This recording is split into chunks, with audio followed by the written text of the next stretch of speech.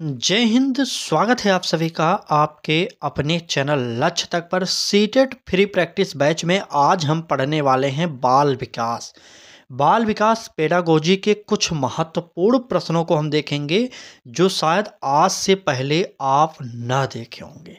तो चलिए परीक्षा स्पेशल इस क्लास को शुरू करते हैं और बस इतना ही कहना चाह रहे हैं कि पूरी क्लास को जरूर देखिएगा। अगर आप भी चाह रहे हैं कि सीटेट में तैयारी फ्री में हो जाए तो जुड़ जाइए हमारे साथ और चैनल को सब्सक्राइब कर लीजिए। चलें क्लास को स्टार्ट करते हैं। यहाँ पर हमारा CTET child development and pedagogy का 30 प्रश्न आज की इस क्लास में हम डिस्कस करने वाले हैं। ठीक है, चलिए पहला प्रश्न देखिए और बताइए कि कौन सा हमारा ऑप्शन सही होगा और यह भी कमेंट कर दीजिएगा कि ये प्रश्नों का स्तर कैसा है। पहला प्रश्न देखते हैं। प्रश्न में कहा जा रहा है कि बाल विकास का प्रमुख उद्देश्य क्या है। ए ऑप्शन का है बच्चे की स्मरण शक्ति बढ़ाना, बी ऑप्शन का है बच्चे की संपूर्ण क्षमता का विकास करना, सी ऑप्शन का रहा है बच्चे को परीक्षा में पास करना और डी ऑप्शन का रहा है अनुशासन सिखाना।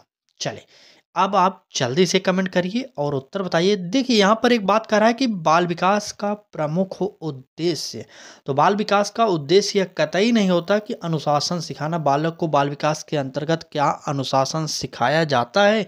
तो बिल्कुल नहीं। ठीक है, सी ऑप्शन में कह रहा है कि बच्चे को परीक्षा में पास कराना। बाल विकास का यह उद्देश्य ही नहीं होता कि बालक को परीक्षा पास कराया जाए सिर्फ। ठीक है, बाल विकास का उद्देश्य होता है कि बालक के संपूर्ण विकास का अध्ययन किया जा सके। ये आप जानते रहेगा, इसलिए हमारा सी ऑप्शन कट जाएगा। बी ऑप्शन का रहा है बच्चे की संपूर्ण क्षमता का विकास करना, तो यही हमारा ऑप्शन इसका सबसे बेस्ट हो जाएगा। ठीक है, यही हमारा बेस्ट होगा। देखिए और ये ऑप्शन क्यों कट रहा है? कह रहा है कि बच्चे की स्मरण शक्ति बढ़ाना। हमने आपसे पहले भी बता चुका दिया था कि स्मरण शक्ति, स्मरण रटना, ये सब याद करना, ये सब जो शब्द हैं ये पूरे के पूरे नेगेटिव शब्द हैं। अगर आपको यह कहीं पर भी दिख जाए तो उसे आप नेगेटिव मानिएगा। ठीक है, तो इस प्रकार से इस प्रश्न का जो उत्तर होगा वह हो जाएगा हमारा बी ऑप्शन सही। चलिए आगे बढ़ते हैं और अगला प्रश्न देखते हैं क्या कह रहा है। कह रहा है कि बाल विकास का अध्ययन किससे संबंधित है।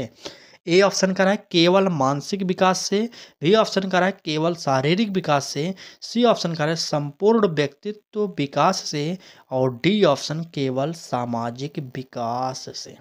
चलिए जल्दी से बता दीजिए कौन सा उत्तर होगा हमारा सही।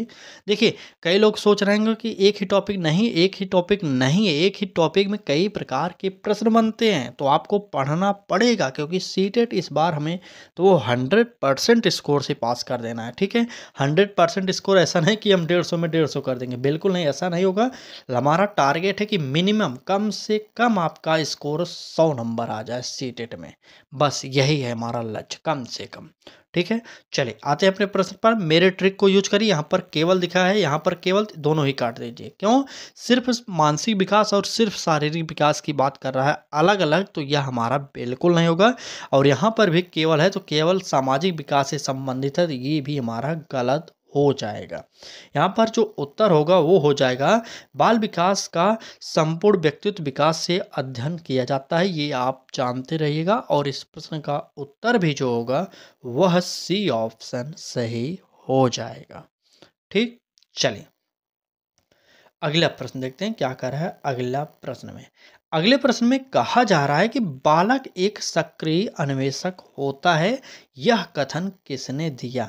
यह कथन किसने दिया ये आपको बताना है। ए ऑप्शन कर रहा है पियाजे ने, बी ऑप्शन कर रहा है कोहलबर्ग ने, सी ऑप्शन कर रहा है वाइगोत्स्की ने और डी ऑप्शन कर रहा है स्किनर ने। चले अब आप जल्दी से कमेंट करिए और बताइए कि बालक एक सक्रिय अन्वेषक होता है, यह कथन किसका है। चलिए जल्दी बताते रहिए, कमेंट करिए ABCD में उत्तर कौन सा होगा। चलिए बिल्कुल सही, बालक एक सक्रिय अन्वेषक। सक्रिय अन्वेषक का मतलब खोज करता है। किसने कहा था? तो ये कथन का था पियाजे महोदय का। ए ऑप्शन हमारा सही हो जाएगा। देखिए क्लास में 30 प्रश्न हैं तो क्लास की स्पीड थोड़ी सी तेज करनी होगी, नहीं तो क्लास बहुत बड़ी हो जाएगी। ठीक है, तो पूरी क्लास को देखिएगा और समझते हुए चलिएगा क्योंकि सीटेट समझने का विषय है। ठीक है, चले, जीन पियाजे से एक महत्वपूर्ण प्रश्न आ गया, अब आप इसका उत्तर दीजिएगा। कह रहा है कि पियाजे के अनुसार बच्चे का संवेदनागामी अवस्था किस आयु में होती है? फिर से पढ़िए, समझिए और देखिए। कह रहा है कि पियाजे के अनुसार बच्चे का संवेदनागामी अवस्था किस आयु में होती है? ए ऑप्शन कह रहा है 0 से 2 वर्ष यानी कि जन्म से 2 वर्ष। दूसरा ऑप्शन है हमारा 2 से 7 वर्ष। सी ऑप्शन है 7 से 11 वर्ष और डी ऑप्शन 11 से 15 वर्ष। चलिए, अब बताइए जल्दी से कमेंट करके। चलिए बताइए, ए बी सी डी में उत्तर कौन सा सही होने वाला है हमारा। चले, तो बात करें संवेदनागामी अवस्था की, तो इसका कौन सा अवस्था होता है? बिल्कुल सही, हमारा हो जाएगा 11 से 15 वर्ष की जो उम्र होती है उसे कहते हैं संवेदनागामी अवस्था। तो 11 से 15 किस ऑप्शन में है? ए में है, बी में है, सी में है, नहीं डी में है। तो बिल्कुल सही, यहाँ पर हमारा जो उत्तर होगा वो हो जाएगा डी ऑप्शन सही। चले, क्लास अच्छी लग रही हो तो लाइक कर दीजिए, चैनल पर पहली बार आए तो सब्सक्राइब करके बेल आइकन को जरूर ऑन करिएगा, क्योंकि सीटेट की यहाँ पर आपको फ्री में प्रैक्टिस बैच मिल रहा है। ठीक, चले, यहाँ पर निकट विकास का क्षेत्र, इससे पहले हमने इससे संबंधित कुछ और प्रश्न कराया था, आपने वह क्लास देखी होगी, तो यहाँ पर इस प्रश्न का उत्तर आप तुरंत बता देंगे। निकट विकास का क्षेत्र जिसे जोन ऑफ प्रॉक्सिमल डेवलपमेंट कहते हैं, यह किसने दिया? पियाजे ने, वाइगोत्स्की ने, ब्रूनर ने, कोहलर ने। चलिए बताइए, निकट विकास का क्षेत्र किसने दिया था? तो बात करें निकट विकास का क्षेत्र का, तो यह था हमारा वाइगोत्स्की का, हमारा बी ऑप्शन सही हो जाएगा। ठीक, चले आगे बढ़ते हैं और अगला प्रश्न देखते हैं क्या कहा है अगले प्रश्न में। तो कहा जा रहा है कि कोहल वर्ग का नैतिक विकास सिद्धांत मुख्यतः किस पर आधारित है? तो कोहल वर्ग के बारे में तो आप जानते ही होंगे, तो बताइए जल्दी से कमेंट करिए और उत्तर बताइए।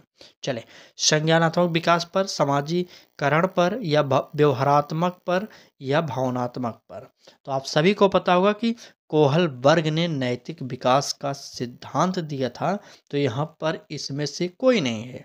ठीक है, यहाँ पर नैतिक विकास की बात कर रहा है। ठीक है, मुख्यतः किस पर आधारित है? तो इसका उत्तर आप लोग जल्दी से बताइए। तो मुख्यतः निर्भर जो होगा वो होगा संज्ञानात्मक विकास पर।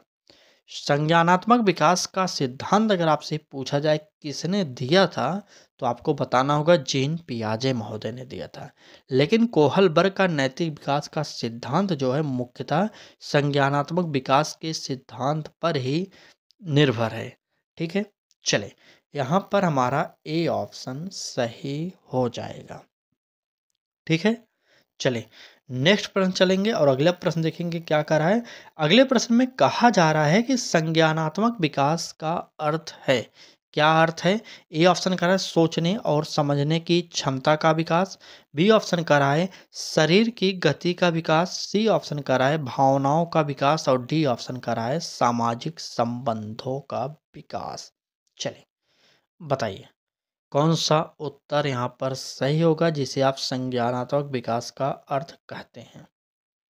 चलिए बताइए जल्दी से। तो बिल्कुल सही, यहाँ पर हमारा उत्तर जो होगा वह हो जाएगा सोचने और समझने की क्षमता का विकास। यहाँ पर ए ऑप्शन सही हो जाएगा। और आप लोग एक बार कमेंट कर दीजिए, देख रहे हैं किस प्रकार से आपके लिए प्रश्न लाया जा रहा है। ठीक है, चलिए बात करेंगे अगले प्रश्न की। तो है कि वाइगोत्स्की के अनुसार सीखना होता है किस प्रकार का होगा? व्यक्तिगत रूप से होगा, सामाजिक अंतःक्रिया के माध्यम से होगा, केवल शिक्षक के निर्देश से, या स्वचालित रूप से? तो जल्दी से बता दीजिए कि वाइगोत्स्की ने किस प्रकार का सिद्धांत दिया था। चलें बताइए, प्रश्न संख्या 8 का उत्तर कितने लोग सही दे रहे हैं? तो व्यक्तिगत रूप से इन्होंने नहीं दिया था। क्यों नहीं कहा था? क्योंकि इन्होंने सामाजिक विकास से संबंधित सिद्धांत को दिया था। तो समाज में सिर्फ अपना ही भला नहीं देखा जाता, पूरे समाज का भला देखा जाता है। ठीक है, केवल शिक्षक के निर्देश से होगा नहीं, स्वचालित रूप से होगा नहीं। यहाँ पर हमारा जो उत्तर होगा वह हो जाएगा बी ऑप्शन, सामाजिक अंतःक्रिया के माध्यम से वाइगोत्स्की ने अपना सिद्धांत दिया था। ठीक है, चलिए आगे बढ़ते हैं और अगला प्रश्न देखते हैं क्या कह रहा है। प्रश्न में कहा जा रहा है कि रेडीनेस टू लर्न का अर्थ है, क्या अर्थ है? पढ़ने की इच्छा, सीखने की मानसिक व शारीरिक तैयारी, और सी ऑप्शन कह रहा है विषय की जानकारी, और अगला ऑप्शन शिक्षक का समर्थन। चलिए बताइए, रेडीनेस टू लर्न का अर्थ क्या होता है? तो यहाँ पर बात करें इसकी अर्थ की, तो यह अर्थ होता है क्या? सीखने की मानसिक व शारीरिक तैयारी। यहाँ पर बी ऑप्शन हमारा सही होगा। और आगे बढ़ेंगे, अगला प्रश्न देखेंगे क्या कह रहा है। चले, कह रहा है कि कक्षा में धीमे सीखने वाले बच्चों के साथ शिक्षक को क्या करना चाहिए। अब आप बताइए कि जो बच्चे आपकी क्लास में धीरे सीखते हैं तो आप क्या करेंगे? ए ऑप्शन करा है उन्हें डांटना चाहिए, बी ऑप्शन करा है उन्हें नज़रअंदाज करना चाहिए, सी ऑप्शन करा है अतिरिक्त सहायता देनी चाहिए, डी ऑप्शन परीक्षा में कम अंक देना चाहिए। चलिए, अब यहाँ से आप इस प्रश्न का उत्तर जल्दी से कर दीजिए। चलिए चलिए चलिए, बिल्कुल सही। जितने भी लोगों ने उत्तर दिया है उन्हें डांटना उनका गलत हो जाएगा। उन्हें नज़रअंदाज तो आप कर ही नहीं सकते, क्योंकि समावेशी शिक्षा कभी भी यह आपको इजाज़त नहीं देगी कि बालक को आप डरा धमका कर पढ़ाएं। तो बिल्कुल नहीं, इसलिए हमारा ए ऑप्शन कट जाएगा। नज़रअंदाज कर नहीं सकते क्योंकि आप टीचर हैं और आपके लिए सभी बालक समान होंगे। ठीक है, ये आप जानते रहिएगा। ठीक, चलें। यहाँ पर कहा जा रहा है कि अतिरिक्त सहायता देनी चाहिए और परीक्षा में कम अंक देना चाहिए। परीक्षा में कम अंक की बात ही नहीं करी जाए। क्यों? क्योंकि बालक तो पढ़ने में ठीक हो है या नहीं, अगर आप उसे कम अंक दे देंगे तो छोटा बच्चा है वह हतोत्साहित हो सकता है। ठीक है, चलिए बात करेंगे इस प्रश्न के उत्तर की। तो उसे अतिरिक्त सहायता देनी चाहिए ताकि जो कमज़ोर बच्चा है वह धीरे धीरे करके तेज वाले बच्चे के समान आ जाए। ठीक, चलिए आगे बढ़ते हैं। और आगे जा रहा है, कहा जा रहा है कि अभिप्रेरणा का अर्थ है, यानी कि मोटिवेशन का अर्थ क्या है, यही आपसे पूछा जा रहा है। ए ऑप्शन करा है सजा देना, बी ऑप्शन करा है किसी कार्य को करने की आंतरिक प्रेरणा, और सी ऑप्शन कह रहा है कि स्मरण शक्ति बढ़ाना, डी ऑप्शन अनुशासन सिखाना। तो सबसे पहले जान जाइए कि मोटिवेशन किसे कहते हैं। तो बात करेंगे इसके उत्तर की। तो मोटिवेशन कहा जाता है किसी कार्य को करने की आंतरिक अभिप्रेरणा। मोटिवेशन जिसे अभिप्रेरणा कहा जाता है, ये आप जानते रहिएगा। और इस प्रश्न का उत्तर जो होगा बी ऑप्शन हमारा सही हो जाएगा। चलिए अगला प्रश्न देखते हैं क्या कह रहा है। अगले प्रश्न में कहा जा रहा है कि सीखने की प्रक्रिया में त्रुटि किसे दर्शाती है। बताइए, सीखने की प्रक्रिया में जो त्रुटि है वह किसे दर्शाएगी, यही आपसे पूछा जा रहा है। ए ऑप्शन कराए असफलता, बी ऑप्शन कराए प्रगति का अवसर, सी ऑप्शन कराए बुरा व्यवहार, और डी ऑप्शन दंडनीय कार्य। चलिए जल्दी से बता दीजिए उत्तर क्या होने वाला है। बात करेंगे सीखने की प्रक्रिया में त्रुटि किसे दर्शाएगी। तो बात देखिए, असफलता तो दर्शाएगी नहीं। बालक अगर सीखने में कोई गलती कर रहा है तो ये असफलता नहीं हो सकती। ठीक है, ये आप जानते रहिएगा। और अगर बालक सीखने में त्रुटि कर रहा है तो बुरा व्यवहार बालक का कतई नहीं है, और ना ही उसके साथ आप बुरा बर्ताव करेंगे, इसलिए यह भी कट जाएगा। और दंडनीय कार्य नहीं है भाई, छोटा बच्चा है, वह करते समय मतलब किसी भी कार्य को करते समय गलती तो करेगा ही। ठीक है, तो उसे आप दंड नहीं दे सकते। लेकिन यहाँ पर जो हमारा उत्तर होगा वह होगा प्रगति का अवसर, क्योंकि बालक स्वयं से ही करके सीखता है, ये आपको जानना चाहिए। जहाँ पर करके सीखने की बात किया जाए वह ऑप्शन हमेशा सही होता है, इतना आप जान जाइएगा। ठीक है, तो यहाँ पर इस ऑप्शन का भी सही हो जाएगा। आगे बढ़ते हैं और अगला प्रश्न देखते हैं क्या कह रहा है।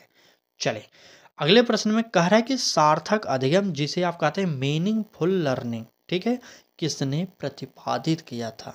ए ऑप्शन कह रहा है पियाजे, B option Ausubel, C option Bruner, और डी ऑप्शन स्किनर महोदय ने। चले बताइए, सार्थक अधिगम किसने प्रतिपादित किया था। तो बात करेंगे सार्थक अधिगम की। तो सार्थक अधिगम को प्रतिपादित करने वाले मनोवैज्ञानिक थे आशुबेल। ठीक है, आशुबेल इसका जो सिद्धांत था वो दिए थे। यहाँ पर इस प्रश्न का उत्तर हमारा जो होगा बी ऑप्शन सही हो जाएगा। आज की क्लास को हम कुछ रैपिड फायर तरीके से पढ़ रहे हैं, क्योंकि यहाँ पर हम प्रश्न और उत्तर जल्दी जल्दी बता रहे हैं आपको। ऐसा क्यों? क्योंकि आप देखिए किस प्रकार के आपके सामने प्रश्न रखे जा रहे हैं कि आप खुद समझ जाएंगे कि यहाँ से प्रश्न 100% श्योर है कि परीक्षा में टकराएंगे। ठीक है, चलें। और बहुत बड़ा पेडागोजी हमें नहीं पढ़ना है, मीडियम में पेडागोजी पढ़ना है। जब से ऑनलाइन परीक्षा कराने लगा सीटेट, उसके बाद से उसने पैटर्न चेंज कर दिया। हालांकि उसने फिर से ऑफलाइन स्टार्ट कर दिया पेपर, लेकिन उसने अपना पैटर्न चेंज कर दिया है। तो इसी पैटर्न को हम फॉलो करते हुए चलेंगे ताकि परीक्षा में प्रश्न यहाँ से आ सकें। ठीक है, चलें आगे बढ़ते हैं। अगला प्रश्न देखते हैं। कह रहा है कि अधिगम का नियम, लॉ ऑफ इफेक्ट, किससे संबंधित है? थॉर्नडाइक से, पावलोव से, स्किनर से या पियाजे से? बताइए अधिगम का नियम किससे संबंधित है? चले बताइए। तो बात करें अधिगम का सिद्धांत या नियम किससे संबंधित है, वो है थॉर्नडाइक से संबंधित। प्रयास एवं त्रुटि का सिद्धांत इनका बहुत ही महत्वपूर्ण सिद्धांत है, आप सबको पता होना चाहिए। तत्परता का सिद्धांत, प्रभाव का सिद्धांत, ये सारे के सारे जो सिद्धांत दिए गए हैं, ये दिए गए हैं किसके द्वारा? थॉर्नडाइक महोदय के द्वारा। ठीक है, तो इस प्रकार से हमारा उत्तर जो होगा क्या होगा? ए ऑप्शन सही हो जाएगा। अगर पूछा जाए कि थॉर्नडाइक ने किस पर प्रयोग किया था, तो थॉर्नडाइक ने चूहे पर प्रयोग किया था। ये आप नहीं, माफ़ी चाहेंगे, थॉर्नडाइक ने बिल्ली पर प्रयोग किया था। 1 मिनट, थॉर्नडाइक ने बिल्ली पर प्रयोग किया था। ठीक, किसने? थॉर्नडाइक ने बिल्ली पर, स्किनर ने चूहे पर प्रयोग किया था। देखिए स्किनर जो थे ये किए थे चूहे पर प्रयोग, ये आप नोट कर लीजिए। और थॉर्नडाइक ने किया था किस पर? बिल्ली पर किया था, ये आपको याद करना चाहिए। और यहाँ पर पावलोव दिए गए हैं, तो पावलोव ने किस पर? कुत्ते पर किया था, ये आपको पता होना चाहिए। ठीक है, कुत्ते पर। और पियाजे ने कबूतरों पर प्रयोग किया था, ये आप जानते रहिएगा। ठीक, चलें। कबूतरों पर और बालकों पर ये दोनों प्रयोग किए थे पियाजे महोदय। अगला प्रश्न देखेंगे क्या कह रहा है हमारा अगला प्रश्न। अगले प्रश्न में कहा जा रहा है कि व्यवहारवादी सिद्धांत का मुख्य बल किस पर है? ए ऑप्शन करें आंतरिक मानसिक प्रक्रियाओं पर, बी ऑप्शन करें अवलोकनीय व्यवहार पर, सी ऑप्शन करें सामाजिक संबंधों पर, और डी ऑप्शन आत्म अनुभव पर। चलें, अब आप जल्दी से इस प्रश्न का उत्तर दीजिए, क्योंकि यह क्लास का मिडिल का क्वेश्चन है। क्यों? क्योंकि इस क्लास में 30 प्रश्न आज आपके लिए लाया गया है और आपका यह 15वां प्रश्न है। तो बात करेंगे व्यवहारवादी सिद्धांत किस पर बल देता है, तो वो देता है अवलोकनीय व्यवहार पर। ठीक है, अवलोकनीय व्यवहार पर व्यवहारवादी सिद्धांत देता है बल, इसलिए इस प्रश्न का उत्तर जो होगा हमारा बी ऑप्शन सही हो जाएगा। ठीक, चले एक विनम्र निवेदन करेंगे, अगर आपको क्लास अच्छी लग रही है तो लाइक करिए और अभी से पूरी क्लास को देखा करिए और अपने मित्रों को शेयर करिए, क्योंकि यहाँ पर आपको सीटेट की फ्री प्रैक्टिस बैच प्रोवाइड की जा रही है, जिसके लिए आपको कोई पैसा नहीं देना। तो आप लाइक शेयर और सब्सक्राइब तो कर ही सकते हैं। ठीक, चले आगे बढ़ते हैं। अगला प्रश्न देखते हैं। कह रहा है कि अवलोकन द्वारा अधिगम किसने प्रतिपादित किया है? A option Bandura, Skinner, Thorndike, Vygotsky. चलिए बताइए, जल्दी से कमेंट करिए कि अवलोकन द्वारा अधिगम किसने प्रतिपादित किया है। बात करेंगे 16वें प्रश्न की, तो अवलोकन द्वारा अधिगम प्रतिपादित करने वाले मनोवैज्ञानिक थे कौन? वो थे बंडूरा महोदय। ठीक है, बंडूरा सामाजिक विकास के सिद्धांत से संबंधित हैं, इनको आप जानते रहिएगा। इसलिए इस प्रश्न का उत्तर जो होगा हमारा ए ऑप्शन सही हो जाएगा। ठीक, चलिए आगे बढ़ते हैं। अगला प्रश्न देखते हैं 17वें नंबर का। कह रहा है कि बालक की सीखने की गति निर्भर करती है किस पर करेगी? ए ऑप्शन केवल शिक्षक पर, बी ऑप्शन पर्यावरण और व्यक्तिगत विभिन्नताओं पर, सी ऑप्शन पाठ्यक्रम पर, और डी ऑप्शन परीक्षा के प्रकार पर। चले जल्दी से कमेंट कर दीजिए और उत्तर बता दीजिए कि बालक की सीखने की गति किस पर निर्भर करती है। चलिए प्रश्न संख्या 17 है और उत्तर बताइए। देखिए बालकों की सीखने की जो गति है वह केवल शिक्षकों पर निर्भर करती, ये तो हमारा गलत हो जाएगा। पाठ्यक्रम पर निर्भर करेगी, गलत होगा। परीक्षा के प्रकार पर निर्भर करेगी, ये भी गलत होगा। लेकिन यहाँ पर हमारा जो सही होगा वह हो जाएगा पर्यावरण और व्यक्तिगत विभिन्नताओं पर। यही हमारा एक ऐसा टॉपिक है जिसके द्वारा हमारा बालक की सीखने की गति निर्भर करती है। ठीक है, तो यहाँ पर इस प्रश्न का उत्तर जो होगा क्या होगा, बी ऑप्शन हमारा सही हो जाएगा। ठीक, चलिए आगे बढ़ें। बताइए आगे बढ़े, अगला प्रश्न देखें क्या कह रहा है। चलिए बिल्कुल सही। अगले प्रश्न में कहा जा रहा है कि बाल केंद्रित शिक्षा में मुख्य बल होता है, किस पर होता है, शिक्षक पर होगा, विद्यार्थी की सक्रिय भागीदारी पर होगा, या अनुशासन पर होगा, या पुस्तक पर होगा। चलिए इस प्रश्न का उत्तर आप दीजिए, कौन सा उत्तर हमारा सही होने वाला है। बाल केंद्रित शिक्षा में मुख्य बल किसका होता है। चलिए बताइए। नहीं नहीं, अगर आप कमेंट करते रहेंगे ना तो इससे एक बात ये साफ हो जाती है कि आप लोग पढ़ाई में एक्टिव हैं।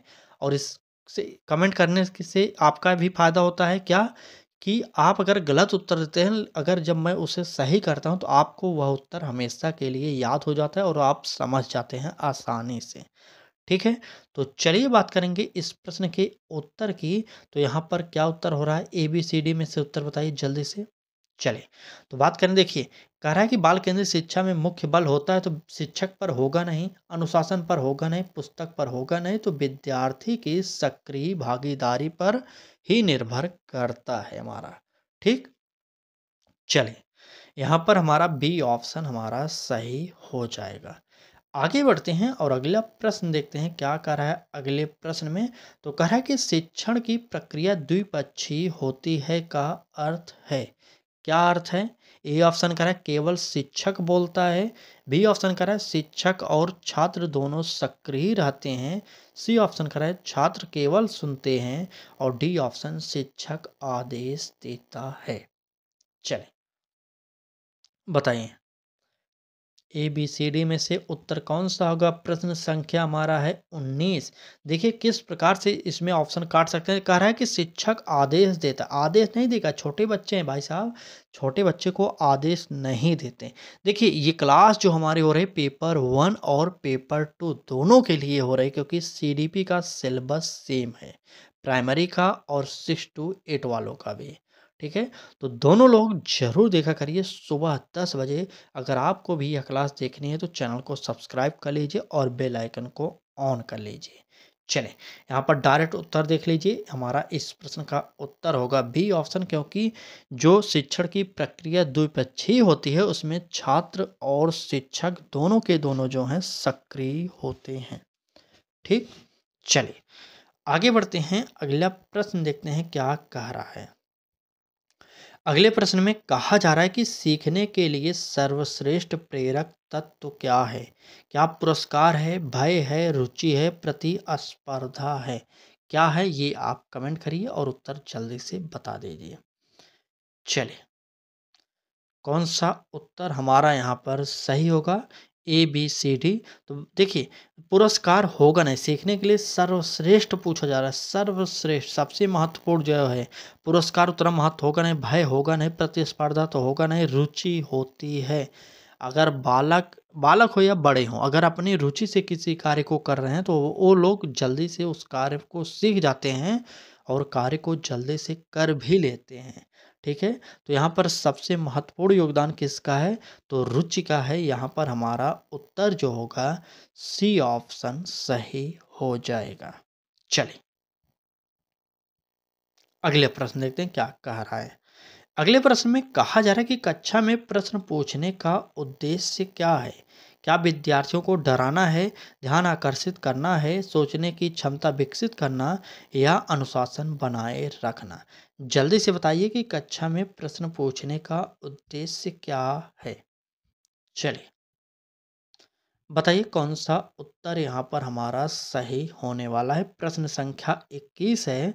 देखिए विद्यार्थी को आप डरा नहीं सकते, और प्रश्न पूछने से कहीं कभी भी बालक आकर्षित नहीं होगा टीचर से। इस प्रकार से हमारा ए भी कट जाएगा और बी भी कट जाएगा। अनुशासन की बात ही नहीं करता बाल विकास, इसलिए यह भी काट दिया जाएगा। यहाँ पर हमारा उत्तर जो होगा, सोचने की क्षमता विकसित करना, यही हमारा कक्षा में प्रश्न पूछने का मुख्य उद्देश्य होना चाहिए। ठीक, समझ गए ना? चलें आगे। चलिए देखते हैं अगला प्रश्न क्या कह रहा है। पूरी क्लास को जरूर देखिए। जो लोग भी पूरी क्लास नहीं देख रहे हैं, अभी भाग रहे हैं, सोच रहे हैं कि चलो अभी बहुत दिन है परीक्षा में ना, एक दिन उनको परेशानी होने वाली है, ये आप नोट कर लीजिए। ठीक, चलिए बात करेंगे अपने अगले प्रश्न की। तो कह रहा है कि सीखने में अनुकूलन शब्द का प्रयोग किसने किया? अनुकूलन शब्द का प्रयोग करने वाले मनोवैज्ञानिक कौन थे? क्या पियाजे थे, ब्रूनर थे, स्किनर थे, थॉर्नडाइक थे, कौन थे? चलिए बताइए कौन सा उत्तर यहाँ पर सही होगा। तो बात करें सीखने में अनुकूलन शब्द का प्रयोग करने वाले मनोवैज्ञानिक की, तो मनोवैज्ञानिक थे पियाजे महोदय। यहाँ पर हमारा ए ऑप्शन सही हो जाएगा। नेक्स्ट प्रश्न देखते हैं, क्योंकि प्रश्नों की संख्या अधिक होने के कारण सुपर फास्ट क्लास आपको कराई जा रही है। चलिए, कह रहा है कि बालक का आत्मसम्मान कब विकसित होता है? क्या विद्यालय आने से पहले विकसित होगा, माध्यमिक स्तर पर होगा, या प्राथमिक अवस्था में होगा, या किशोरावस्था में होगा? चलिए बताइए बालक का आत्मसम्मान कब विकसित होता है? तो बात करेंगे आत्मसम्मान का विकास कब होता है, तो वो होता है किशोरावस्था में। हमारा यहाँ पर डी ऑप्शन सही हो जाएगा। और क्या कह रहा है कि संज्ञानात्मक संघर्ष किस प्रक्रिया में मदद करता है? क्या सीखने में करेगा, भूलने में करेगा, अनुशासन में करेगा, या अवलोकन में करेगा? जल्दी से बता दीजिए कि संज्ञानात्मक संघर्ष किस पर मदद करता है। चलिए, संज्ञानात्मक संघर्ष, प्रश्न संख्या 23 का जो उत्तर होगा, ये जो संज्ञानात्मक संघर्ष है ये सीखने में मदद करता है। हमारा ए ऑप्शन यहाँ पर सही हो जाएगा। आगे बढ़ते हैं। देखिए प्रश्न कितने नए हैं ये आप देखकर अनुमान लगा सकते हैं। ठीक है, चले। करा कि किशोरावस्था को कहा जाता है, किशोरावस्था, बाल्यावस्था, शैशवावस्था, इनके जो काल बटे हुए हैं इनमें कई नाम इन्हें अलग से दिया गया है। यही आपसे पूछा जा रहा है कि किशोरावस्था को क्या कहते हैं, बताइए। स्थिरता की अवस्था कहेंगे, संक्रमण की अवस्था कहेंगे, शैशवावस्था, या वृद्धावस्था? चलिए बताइए कौन सा उत्तर होगा। देखिए, जब किशोरावस्था की यहाँ पर बात कर दिया तो वृद्धावस्था कट जाएगा और शैशवावस्था भी कट जाएगा। अब आप बताइए कि ए और बी में उत्तर क्या होने वाला है। तो स्थिरता की अवस्था होगी नहीं, क्योंकि किशोरावस्था में बालक स्थिर तो रहता नहीं, लेकिन संक्रमण की अवस्था रहती है। हमारा यहाँ पर बी ऑप्शन सही हो जाएगा। ठीक है, चले 5 सेकंड का टाइम लीजिए और क्लास को एक बार लाइक करिए। चलिए एक बार तुरंत लाइक कर दीजिए ताकि हम जान जाएं कि कितने लोग ऐसे हैं जो लोग पूरी क्लास को देख रहे हैं। चलिए लाइक करिए जल्दी से क्लास को एक बार, तब आगे बढ़ाते हैं क्लास को। चलिए चलिए देखते हैं प्रश्न में क्या कह रहा है कि शिक्षक की भूमिका सीखने में क्या है। शिक्षक की भूमिका क्या होती है सीखने में? ए ऑप्शन कह रहा है आदेश देने वाले की, बी ऑप्शन कह रहा है सहयोगी और मार्गदर्शन की, और अनुशासन की, निरीक्षण की। तो आपको पता होना चाहिए कि शिक्षक की भूमिका छात्रों के लिए सिर्फ इतनी होती है, सहयोगी की और मार्गदर्शक की। आपके ऊपर भी यह बात निर्भर होती है। जब आप टीचर थे तो आप तो पढ़ ही सकते थे किताबों को, लेकिन वहाँ पर टीचर क्यों आवश्यक होते हैं आपके लिए? तो सहयोग के लिए और मार्गदर्शन के लिए। ठीक है, तो यहाँ पर इस प्रश्न का उत्तर जो होगा हमारा बी ऑप्शन सही हो जाएगा। ठीक, चलें आगे बढ़ते हैं और अगला प्रश्न देखते हैं क्या कह रहा है। कह रहा है कि शिक्षण अधिगम प्रक्रिया में मूल्यांकन का मुख्य उद्देश्य है। क्या उद्देश्य है? ए ऑप्शन कह रहा है सजा देना, सुधार और प्रतिक्रिया देना, अंक बांटना, चयन करना। चलिए मूल्यांकन का क्या उद्देश्य होता है आपके अकॉर्डिंग, ये आप उत्तर जल्दी से बता दीजिए। चलिए चलिए चलिए कमेंट करते रहिए। बिल्कुल सही। बात करेंगे इस प्रश्न के उत्तर की, तो यहाँ पर सुधार और प्रतिक्रिया देना। बालक मूल्यांकन किस लिए किया जाता है? सबसे पहले जान जाइए कि मूल्यांकन करने के बाद यह पता चल जाता है कि बालक के अंदर क्या कमियां हैं, उसे कैसे दूर किया जा सकता है। तो इस प्रकार का हमारा प्रश्न का ऑप्शन जहाँ पर भी मूल्यांकन से रिलेटेड हो, आप तुरंत उत्तर वहाँ पर टिक करिए। जैसे यहाँ पर हमारा बी ऑप्शन सही हो रहा था। ठीक, चलिए आगे चलते हैं और अगला प्रश्न देखते हैं क्या कह रहा है। प्रश्न में कहा जा रहा है कि बालक के व्यवहार को समझने के लिए शिक्षक को चाहिए, क्या चाहिए? ए ऑप्शन कर रहा है केवल परिणाम देखें, बी ऑप्शन कर रहा है व्यवहार के कारणों को समझे, सी ऑप्शन कर रहा है अभिभावक को दोष दे और डी ऑप्शन नियम कठोर करें।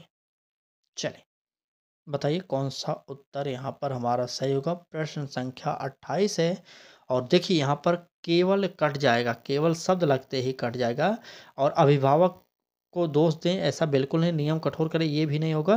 तो ये हमारा होगा व्यवहार के कारणों को समझें।